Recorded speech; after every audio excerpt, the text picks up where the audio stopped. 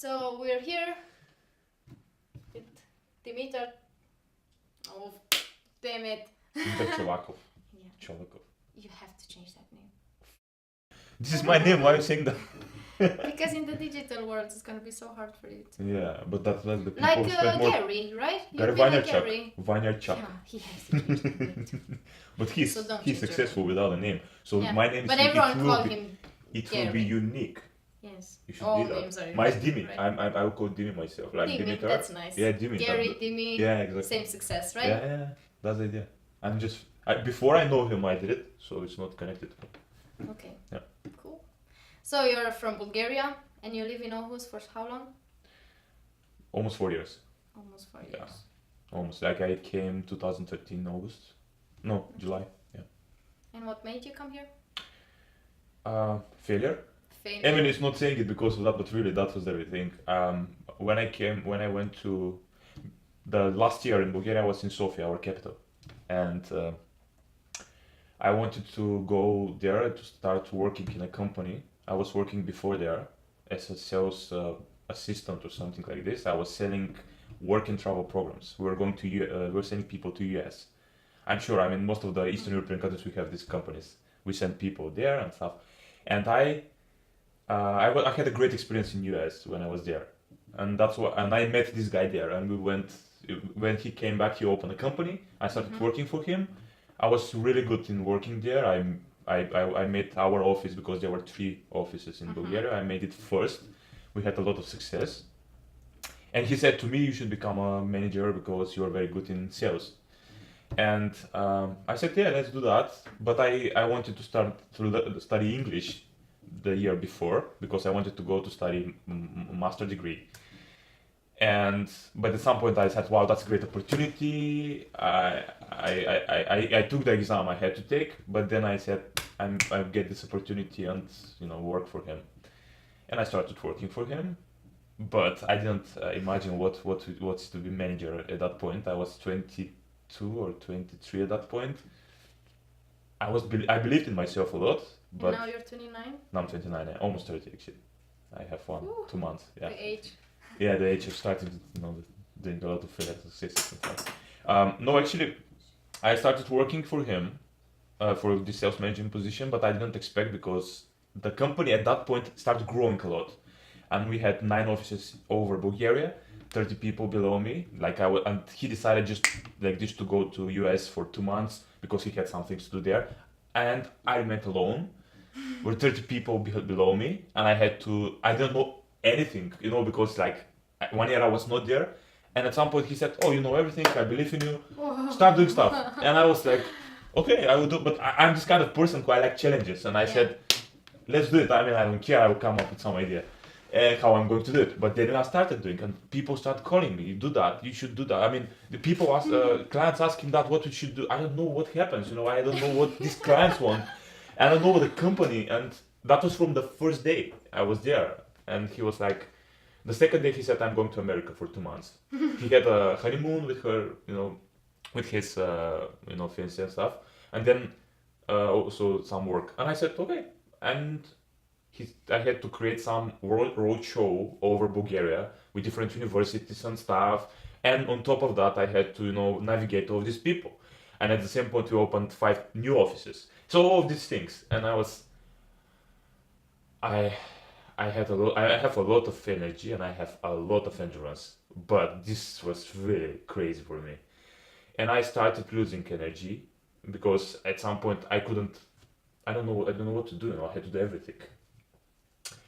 And what happened was I was actually succeeding with doing a lot of stuff, but at some point we had to create this job fair. Job fair is this place when the people are coming from America, and they have to match with our clients. Work and travel kind.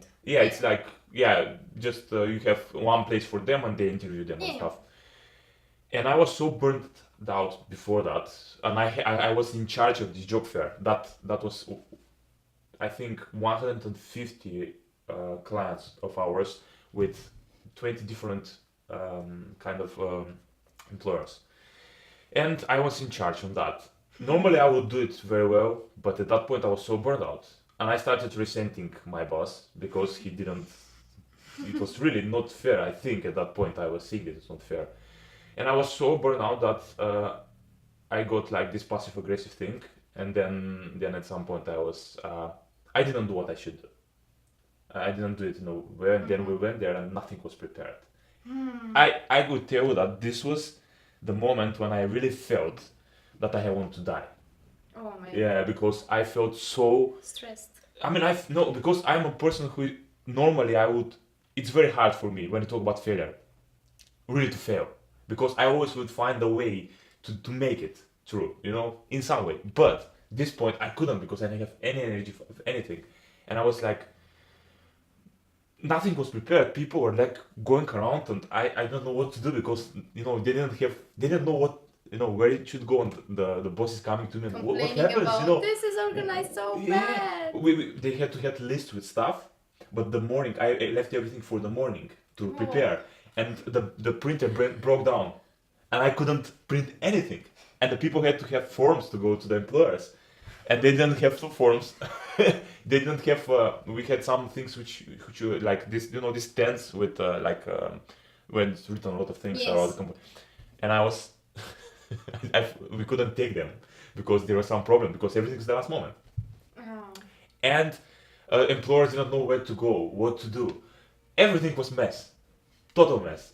And I felt like I just stayed in one point and I said, I don't know what to do now. Really, I don't know what to do. And my boss is coming. She's, what happened? I mean, why this is like this? And I felt like ashamed. Everything all the bad, emotions. And at that point, I just said, when I went home, I was like, I don't know what happens now with my life. I mean, I just said to her, if you want to, kind of, because it's very important. This is one of the biggest partners in the US, and nothing was prepared. Everything was bullshit, and they couldn't even take the people they wanted. They give a lot of money to come there. Yeah. It's a big, we talk about thousands, maybe not millions, but maybe many thousands of dollars. You were hated a bit. Yeah, everyone was like looking at me, and I said, after that, I so burned out, and I said to my boss that I cannot continue with that because I feel that I don't have the capacity right now, and I stopped with that, and I went one week I wanted to do something. I went 1 week to a mountain close to my city alone for 1 week, no one there, and I said I have to come up with something. I have to do something about that. Because it's not that I don't feel good, and I think I made a very kind of decisions which I didn't want to make. I don't know, and I stayed there, and I said to my boss I want to quit, but he didn't want to leave me because I was doing a lot of work actually, and beside this big failure, I was succeeding with a lot of things, but this was really big for me, and I said I don't want to continue with that, and I stayed there, and I said what should I do now with my life? Where I'm going? Do I want to? I don't know. And at that point, a friend of mine, Stoyan, he was here, and he always was thinking, hey, let's come here and do stuff together. I said I should do something different. I should change my life, and let's go there. I don't know how, but I'll go there, and I will just move from Bulgaria. So you chose Aarhus because of Stoyan? Because of Stoyan, yeah. Because I had him and also our friends. You still have him? Yeah, we live together, just like friends. And best That's friends, clear. without benefits. Yeah. So and I was like, he said that Katie can help me with some stuff here when I come, and I just said let's do that. And I just came here, just quit there. I had a lot of troubles, kind of psychological in a way that I didn't feel good for some months. It was a very big breakdown, but then I decided to come here because. It was good move, I think, for me. I think a lot of people can relate to having a period of this kind of stress. I think maybe a lot of people have it for a long time, and it's good to hear, when you were in the same situation where you were stressed and you felt like, oh my God, I'm not able to do this. I'm such a failure, and it's because we have too much on our plate and we have to manage and get out and continue our journey somehow. Absolutely. I mean, I felt that I should do something different. before that I was in doubt what I want to do, but I wanted to take the challenges. I told you I like challenges. I like to, no one can tell me I cannot do something. So I'm this kind of person that, okay, this is so hard, so I should do it. And yeah, then I said, I took it as failure. I felt bad about myself. The first time maybe in my life I started doubting a little bit, you might have disabilities, I believe I have. But then I think it was brave move also to come here because it's something different. But I'm sure that a lot of people went through that, and I think one of the most important things for them is to know that this is just part of your path and you just have it. It's not something which is bad. Yeah. At least I think in this way. That's good. Yeah. So yeah, that was the thing which made me to come here. And now you, when we first met, I don't remember when we first met, but I know we met once at the networking session where I actually saw your sales skills a lot. It was like, that's really cool. Okay. It was when you were with Stoyan also. When this, he's everywhere. Yeah, when we talk about networking, it's just his name there. Yeah, but we'll have an interview with him next week. So, really? Okay. Yeah. So people can Monday. know that. I heard last time we talked about that concept you're working on, the 4 pillars, you versus you. Yeah. So the idea here is that's true. I'm working, but I can give you a little bit background. What everything And happened why. before and why. Yeah, why I started to do that. Actually, when I came here in Denmark, I was I didn't know what to do. I was confused. I was like, what I'm going to do now? I mean, I started studying in university college. It was cool because it was like something with economics before that. Because I have Bachelor of Economics in Bulgaria, and I was saying something similar, not so hard.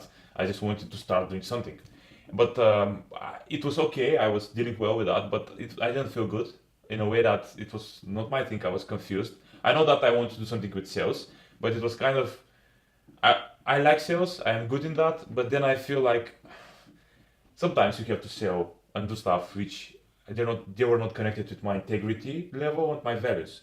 And the previous job I had, this sales management position, I had to do stuff and talk to people things I didn't mean. And sometimes I wanted to my idea was I want to give the great job to these people. They want to go there and have a great experience. And the beginning, you always say something like this in the general terms, like, oh, you have this work, you have that and that and that. And people are like, yeah. And I can do that very well. They're so inspired. Everyone wants to sign up. But then after that, you cannot give this for everyone because the jobs are not perfect. Yeah. And then you have to give them something they don't like. And they go there just because they give a lot of money. Yeah. And I felt like, that's not good. I'm not connected to that. And I said to my boss, I'm not connected to that. And he said, yeah, but everyone is doing like this. Yeah, but that doesn't mean that I have to do it. Yeah. You don't have to do what everyone does. Exactly. And I said, okay. And when I came here, I was thinking something about that. And actually, one of the things I wanted is, because which company I want to work for. Some company had a great quality. Everything is quality. And of course, first one is Apple. When I thought about if I sell something to Apple from them, I believe in their quality. I know that they have it great and the people will be satisfied by that. And but I was thinking one of the things was that Apple working for or Bank of Olufsen or something like this, this kind of companies. Elon Musk. Yeah, exactly. I was about to I would work for free for that guy for all my life. Actually, that's true. And it's not for free. It's actually he's paying me knowledge if I do that, right? And then you become a person who can know a lot of things. I mean, the connections you're going to take from this person, they're just this level, you know. Yeah. And I was like, okay, that's one of the options we have. The other option is I love personal development. And I started actually personal development 9 years ago when my friend Stoyan is doing everything. He's shaping my life. It's like we were talking about these things. We were very into this growing stuff, and he gave me this book, The Monk Who Sold His Ferrari by Robin Sharma. And till that point, I've read 2 books in my life, the whole life. You know, beside the stuff from school. You were the talking guy more. I was more talking, fun and stuff. So it was not about reading for sure. I couldn't imagine myself. And I said I have to start reading because people say it's good. And I was like, okay, but what should I read? I don't know what to read. Yeah. And then he gave me this book and I started reading it. And I fell in love, you know, it was like fall in love with the concept there. And the book was about a very popular, very rich lawyer, American lawyer, who had Ferrari and stuff. But then he had this heart attack and he realized that he has to do something different. So he sold everything and went to Himalayas and wanted to explore himself. And I went into this exploring thing because at that point I was not in a very good place. And I started doing it, reading this book and then started reading more books. Because I did something here which give me some energy, gives me some energy. And I was like, and I started doing and reading and applying the things from the books. Because I'm this, when I see something, I want to apply it immediately. And I applied, and I saw that there was some result in that. And I felt better, I felt more kind of energetic, and I wanted more and more. And in that way, I got a very good points in my job. I was very good in my job and stuff because I was using the principles I was learning from this. And when I was in Bulgaria, we started with Stoyan very small page. We should count how many times we say his name and then we have to drink. I'm sure when he's talking, it was like, you can mention it. That Dimitar is talking all the time about you. Yeah, we should count it and drink. Yeah. And drink. Each time we say his name, like tops up. I'll drink a lot of vodka. No, it's just tea, no? Yeah, that's what we say. Yeah. It's tea. Tea with vodka. No, it's just tea. Okay. I told you, don't say it. I messed up. We're not drinking. Yeah, I'm messing up some stuff. But the thing here is, when we started this positive month page, I just said to him, I love these things, and we love all these things. Let's start just posting some good things about personal development, and we started it. It was kind of failure because we did it like for 3 months and then we forgot about it. But it was start, and then I had a lot of time to think about myself in these 2-3 years, because beside what I'm saying that I was working and I came here with studying, all the time I was seeing what happens in my mind, what is stopping me to do stuff, what is giving me the chance to do stuff. And I said but I love this thing. It's my life in some way. It's my life to find these patterns in myself and try to change them in order to be more productive, to be more effective, and to do stuff. And to conquer fears and all of these, concepts. At that point was a little bit messy because I was reading from place and place and I was just applying. But I said, what if I start doing this? I just imagine myself to talk like Robin Sharma or Tony Robbins, like in front of people and inspiring them. But I said, how can I do that? I mean, is there something which can teach me? And exactly what I'm talking about, I was just confused between these two things. I want to start in these directions, one on the other one. And so I talk about coaching. He said, one more time. He said, he said, coaching is a very good concept. It's something which, it's one of the great professions of the 21st century. I said, what's coaching? I don't know what is that. I was into personal development, listening to these people, but I don't know what is coaching. And he said, it's a life coaching. People can help people to achieve stuff. I said, okay, I should check that. I went home, checked that, and I started seeing a lot of information about that. And I started searching for schools. I said, I decided I should do that. I love it.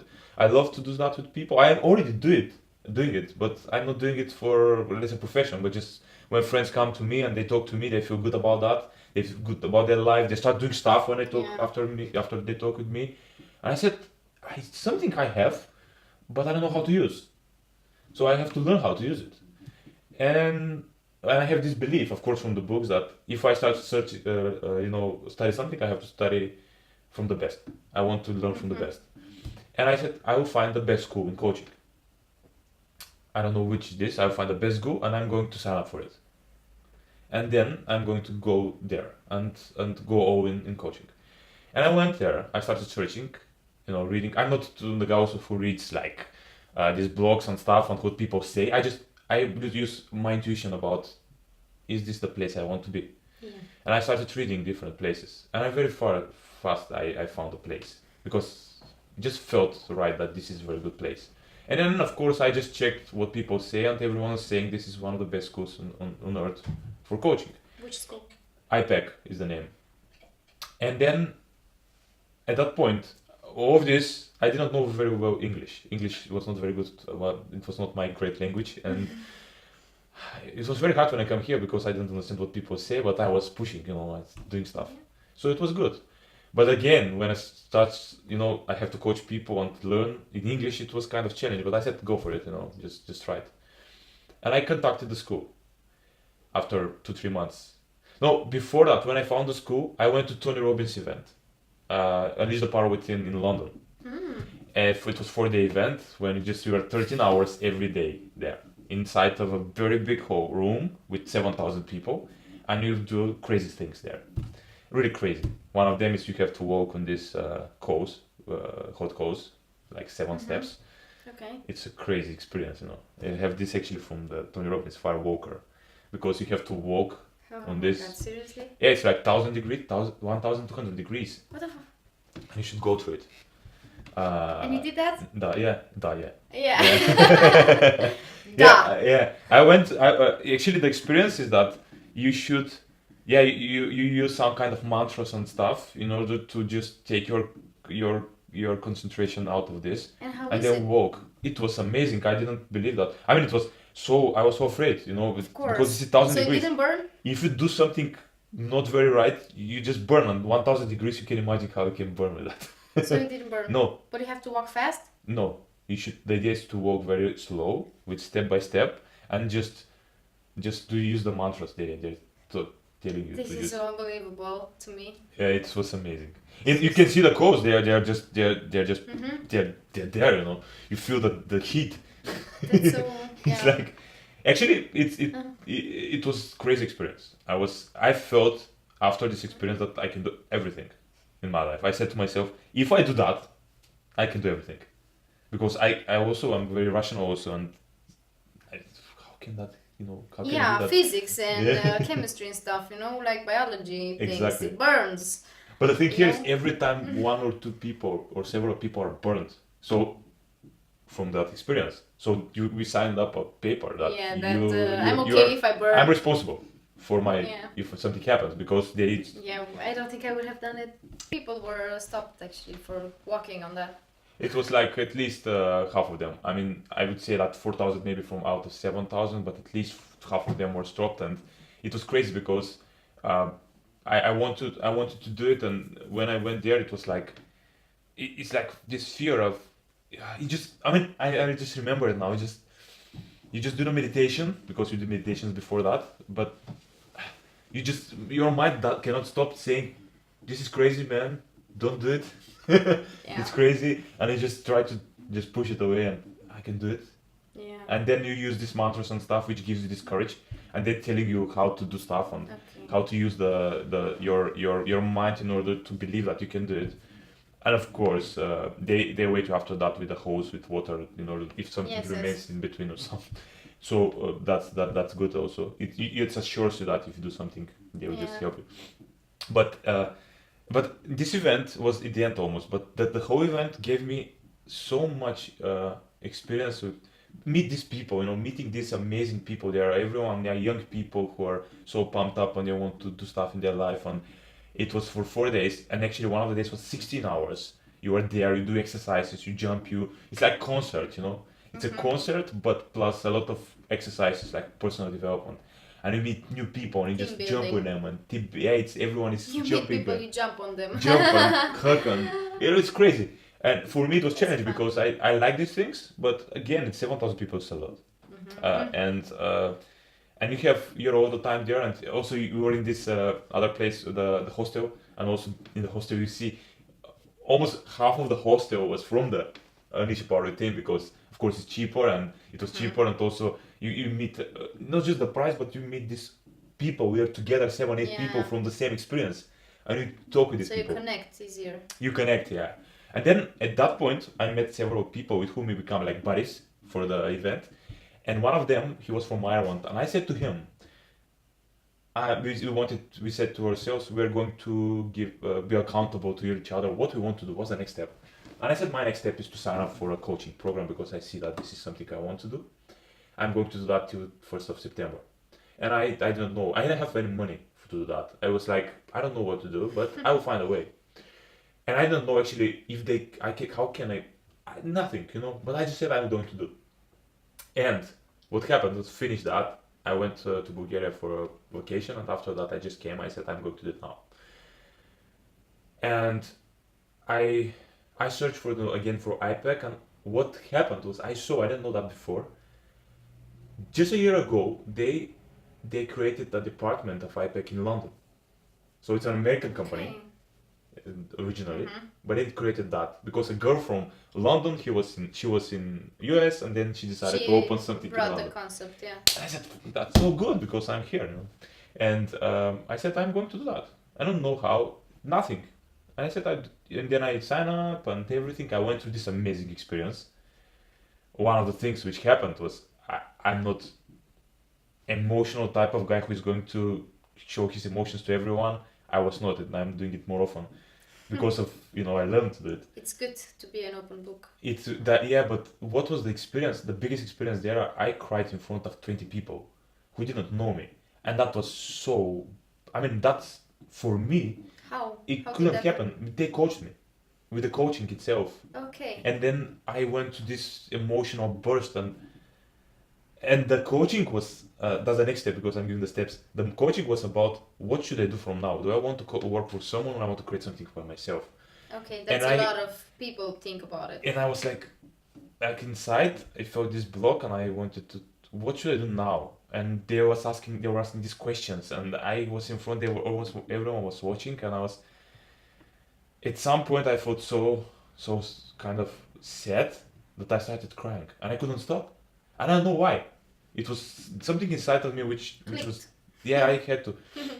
And I was like, I didn't believe that. And I told you, for me, it's not normal. I'm not doing it normal. I don't feel in front of my mother, I won't cry. I think you did. Just you were too young to remember. Yeah, that's true. Actually, I was doing it when I was 6-7 years old, of course. When someone told me you're not good in playing football or something. but actually after that I just of course you become man. I'm saying it like this because. And then you cried whenever no one saw you. Exactly, or I watched some movie or something. By yourself. By myself, yeah. Not in front of the other people. So I don't know what happened now. So tough. Yeah, you show this toughness. Yes. I'm not gonna cry when he kisses her. No, and then say, I don't know what happened, something. And then people are like, of course they knew that I'm crying, but I didn't say it. But then when I did that there, the people were like, wow, and people were like, hey, great, that. And I feel so proud of myself that I did it. And exactly this moment I realized that I didn't have fear of creating. There was some fear to create something by myself because I didn't know how to do it. But then again I said to myself, this is what I want to do. I feel that I have the capacity to do it. I don't know how. I have a lot of fears, but I'm going to try. Exactly. And what happens was when I had a lot of great experience and met many great people there. The people I met there were from all over the world, from all continents. And exactly from every continent I had a person. The communism thing is like, I had these beliefs which were, and my family, of course, my mother, she's working, my father is working, and they don't have, the biggest challenge they had is they could have something by themselves, but they didn't have the courage to do it. Yeah. And I think I have the courage, but of course these beliefs, they were like staying there. And because I didn't also know how to do it, in a way I was feeling that I'm stuck in some way. And this coaching helped me to decide to do something. And the next decision I did was to stop the school here. The university said I had to choose. I'm not seeing myself there, so I just stopped it. I stopped it, and then I started like full-time coaching. Of course, doing some part-time jobs, which is absolutely normal for coaching. Yeah, of course, and especially when you have business, you want to create something by yourself. You need to have money, cash flow from somewhere. And the good thing here in Denmark is that you have this opportunity because it's not everywhere. I mean, part-time opportunity. I mean, because full-time you can find everywhere, but you don't have time to do what you like doing. And that's why I started doing the coaching thing, and I started coaching people. And immediately I had a lot of clients which came to me because they knew that I'm doing that. And it was good because I started receiving results with them, and they were giving me references and stuff. And I learned a lot of things about most of the clients were 20 somethings. Normal notes. I'm also in this age. And what happened was that I felt that there is something which is missing.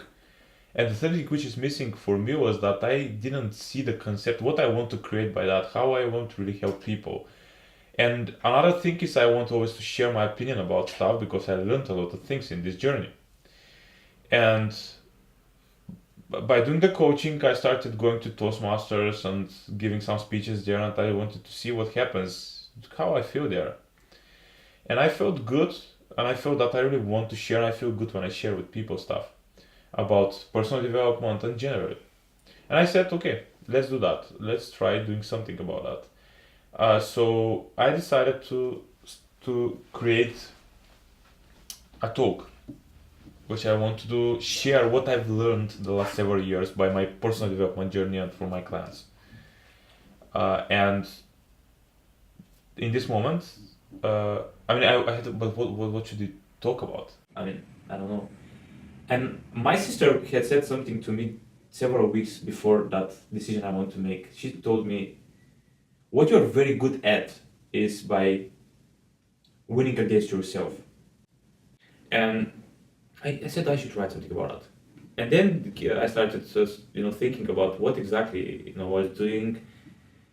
And it came with the idea of you versus you, the name, because I said that is what I was doing the last years. And then I came up with the 4 pillars, which I believe are, I mentioned some of them, like fear, like limiting beliefs, habits, and the last one is values. And I think the communication and connections between them creates this kind of winning attitude you can have in order to do something in your life and actually to achieve what you want to achieve. So yeah, that's the way the concept came in my life, and I felt so strong about it. Yeah, very strong, because I feel that this is something which I came up. It's, of course, there is no new things. I mean, everyone knows the things. I've heard about them, but I think I want to share my perspective on them. That's the idea. And you have your own way of teaching people, and yeah, I mean, yeah, the idea is people know a lot of the things nowadays. I mean, we have to remember. Yeah. You always have to remember, and that's why it's good to go to these speeches and to have someone to remind you that you shouldn't forget about your values and exactly about your pillars. Yeah, I mean, and it's easy when we have some pillars. That's what I think people need, because the overflow of information we have nowadays is very confusing for people. And because of that, they need some kind of structure. Structure which is not so hard, but there is something there you can... I think it's hard. Yeah, I mean... for some of us. Yeah, exactly, yeah. The thing here is, if you have this small structure, how to... Because our mind is so vast, so many things there. I need to refer to something from time to time. Okay, what happens here? How I lost my focus? What was the thing? And then when you have this and you can just go and refer, it's easier for people to start doing something about it, because the action comes after the knowledge. Yes. And if you have some knowledge, you can take some action. Sometimes the action comes and then the knowledge follows because you learn from it. Yeah, both ways, absolutely, yeah. The thing here is the start is good to have some kind of reference point, I think. You should always combine them.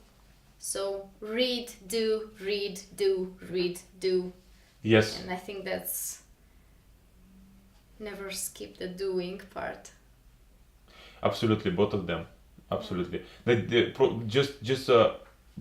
often, that's what I want to say, is very often people are saying I cannot do anything because I don't know what to do. No one knows.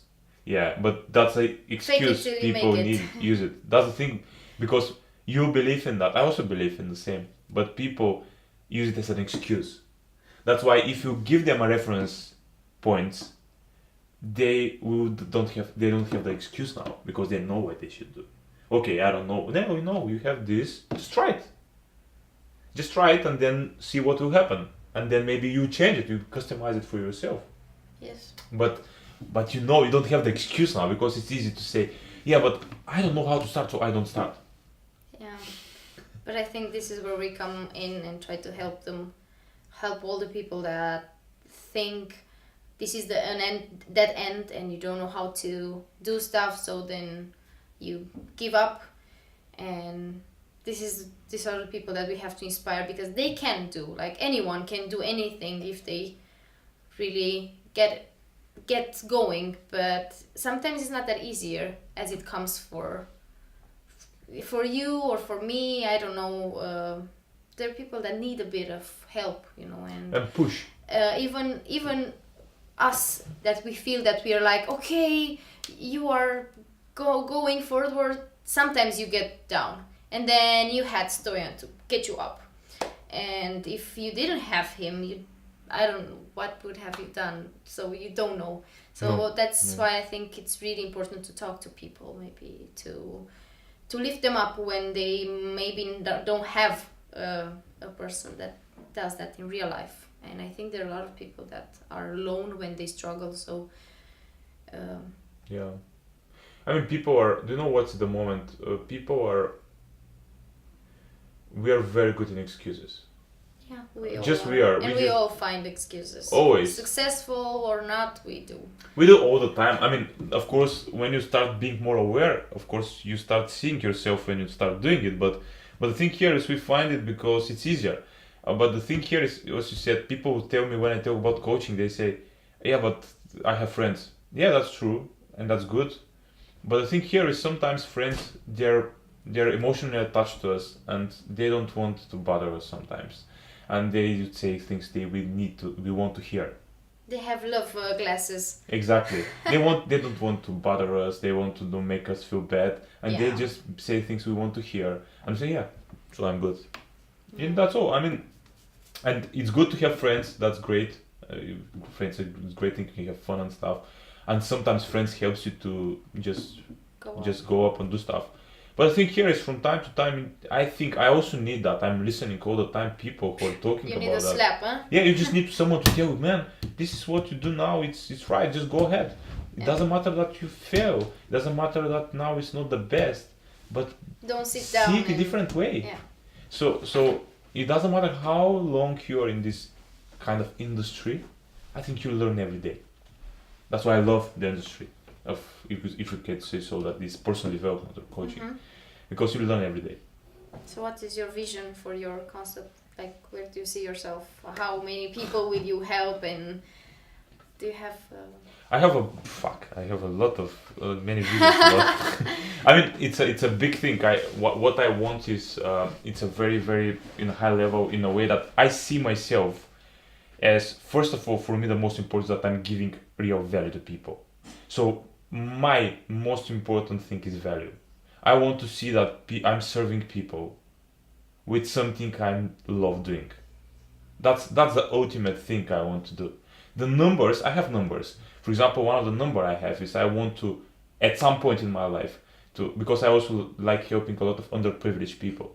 That for me is one of the things I want to do. Not just, people who want to achieve stuff and they are really pumped up, which I want to help, but also these people who they have these underprivileged things, like maybe physically, maybe from the family. So create opportunities. Yeah, I want to help them. My idea is to help at least 17-18 million people per year. This is the long run, of course. I won't do it tomorrow, but that's my vision. I want to help a lot of millions of people, just to do something underprivileged people who, and it's not about money for them, I think, because most people they think about, I'm going to give them money. Maybe I'm going to do that also, but for me it's to give them the courage to believe that they can do stuff also, that they're valuable. Not talking about value here again. And the other thing is I want to help also 20-somethings, because I think these 10 years of your life now are very challenging. And people, most I think of the personal development of the world, and coaches, they try to help high achievers or people who are developed in something, and they just put these details to become even better. I think what needs 20-somethings, at least I haven't met a niche or people who really focus on these people, because I think I've been in my 20s, I'm finishing my 20s now, and I know how hard it is when you're so confused about everything. because the world is completely different now. It's changing all the time. You don't have reference points. That's the problem. Because But in that 5 also years gives it's you different. opportunity because you Exactly. can be ahead of everyone, you know, because you start from the same, You have the same start. exactly. And the thing here is we should learn to create some skills which are a little bit universal, not connected with what happens in the world in order to go ahead. Of course, as you said, the opportunity, how I can see it's an obstacle or opportunity. How can I do that? How can I learn to see it in different way? In order to see because one thing, that you can see this obstacle. When you see this obstacle, you feel tension. When you see this opportunity, you feel inspiration. So this feeling makes you to do stuff. Yeah. And if you learn how to change your perspective, you need to do that. This is one of the things I want to help them. As I told you, I want to create a podcast. I will create a podcast about that. And I really want to, and my idea is to help people, not with most of the podcasts, which is great, and I'm listening some of them. They are inviting very popular people and sharing their experience. My podcast, I want to be different. I want to not just popular people. I want to show stories of people. I want to share stories of people who are successful in their way. Yeah. Because success is not measured by money, just I think. And our world is changing more in this direction. People to realize that money is not the only way and measure for success. So that's why I want to share people who I see they went through stuff and they give their very interesting story to these people, to 20-somethings, to see the perspective, which is different. You're and to give them options. You're sharing a lot of values that it's okay to fail is doing. We are targeting, we are trying to help the same people from 20 to 35 because we believe that these people are the ones that have no idea what to do and where to go. Should I start my company? Should I find a job? Will I ever find a job? What if I start a company and then I fail? And especially internationals, they come to Denmark and they're, okay, now I'm here, now what? And I think they really need the support, and that's really cool to have people like you that have the same mission, the same goal to help these people, Exactly. which will have so much impact in the future because of their development now. That's the future of the world. I mean, we are also now 20, so we are the future of the world. Almost and 30, yeah. Yeah, almost 30. I'm considering myself 20 still. Yeah, me too. But the thing here is, that's true. We are the future of the world, and these people who turn 20 now, they're going to, in these 10 years, they're going to develop skills, which are going to help them to do what the world should do in the future. Yes. So the thing here is, if we focus on them and help them, I agree that this will make their life different. So that's the thing, the value, and the other thing which I have as a vision is I want to help companies to create a great culture in the company. So that's what I'm starting now. Tomorrow, actually, I'm going to a company where we are going to work in the effective communication and productivity in the company with Stoyan again. But we are doing that. We want to create a team with people who are going to the company and change the culture in the company. So that's another thing, because I think, of course, young people and companies, they are creating our world, and we want to help both of them in order to go up and do stuff. Mm-hmm. And actually, that's the value I want to give to the world. And of course, I cannot say that I don't have material values, not values, but vision, like to have a great house, to have a great family, to have a great car. I have it. I'm not saying that I'm just want to help and that I don't want anything for myself. I want to make money out of that. But I just want to make it in a way that I'm helping people. Yeah. That's what I want. That's the way of doing it, and I think it's really important to make money, because the people that would invest in social projects and would invest in projects that help the humanity should be the people that have the money, the people that make the money. Exactly. So I think that you should definitely make a lot of money and then invest them in more and develop more and offer jobs, and now we're talking long term. Yeah, that's the idea. You want to help you want to help maybe, I don't know, I want to help maybe some community in Bulgaria, you want to help in Romania, I want to help in maybe something else. All of us, we have our own things, and if more people like us will help more places, It's like, it's not just to go to Africa and help underprivileged. This is kind of modern think of thinking. But it's maybe Bulgaria needs, maybe in some places Bulgaria needs, because in Eastern Europe is so not many great. people to help. Exactly. Never too little of people that want to help. We always need more. And the good is that I think I feel myself responsible, because the information me and you have in our head, like we learned during the years in our development, not any person have it. And I feel responsible myself to share it. Yes, that's great, and I'm grateful for that. Yeah, I mean, I'm also grateful, and then I mean, a lot of things, great things will happen for sure. Yes, I'm sure. Thank you very much for coming today. Thank you. I think it's great. This is the first interview that we have on for It's Okay to Fail. We will have so much more. We will have Stoyan Yankov the next time, as we heard his name so many times. And we will start our live interviews soon. We didn't start it live yet because we're quite trying to figure out how to do it and how can we share the stories in a good way. So now you can subscribe on our website. We already made the front page so you can subscribe.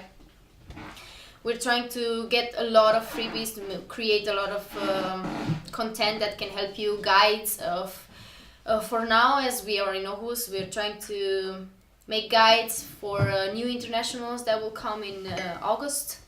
Tell them practical things or things they should know when they come here, how to go apply for the Danish class or find a part-time job. I think it's really hard to find a job when you're 20, you come here, you don't know the language, you don't know the people, you don't have a network.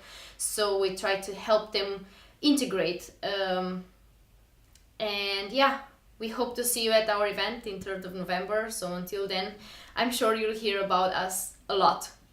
Dimitar, thank you very much. It was so nice. Thank you. And I could hear stories from you all the time, all like just be here, be assured that I have enough food and enough water, and then I would just be here forever, as long as the camera doesn't stop. Yeah. But I hope this is something you people will find valuable, and please let us know if you like it. If we should improve something, if there's something you want to know more, have questions for Dimitar, and we'll try to answer, and we'll keep going. So don't forget to subscribe and follow our page. Thank you.